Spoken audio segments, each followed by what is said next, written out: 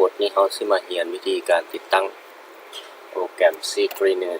เป็นโปรแกรมที่ช่วยทำความสะอาดคอมแล้วก็ปรับแต่งให้คอมมีความไวขึ้นเนาะซึ่งข้าพเจ้าได้โหลดมาไว้บนนี้แล้วเนาะโปรแกรม CCleaner ที่แต่มัน extract ไฟล์ออกนี่เนาะ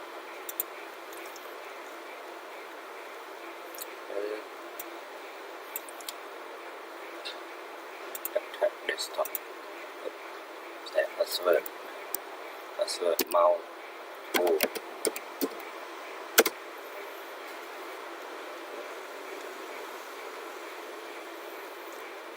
นี่เนาะ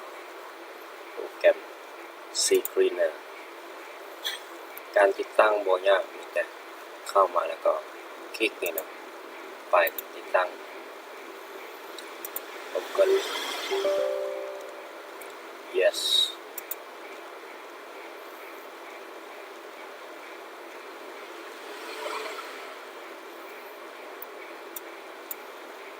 เลือกเป็นภาษา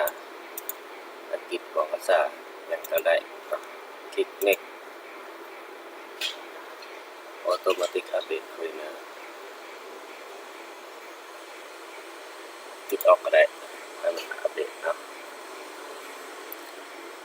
คลิก install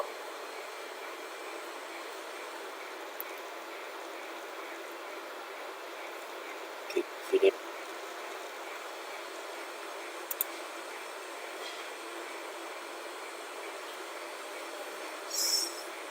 cat key ครับอันนี้มันใช้ cat key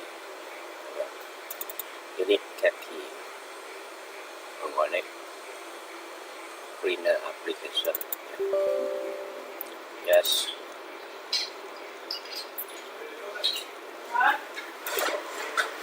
อันนี้มันใช้ชื่อ cat key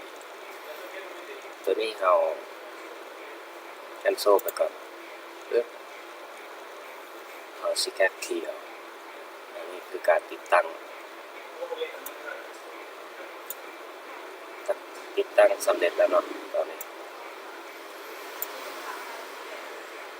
นี่คือหน้าตาของCCleaner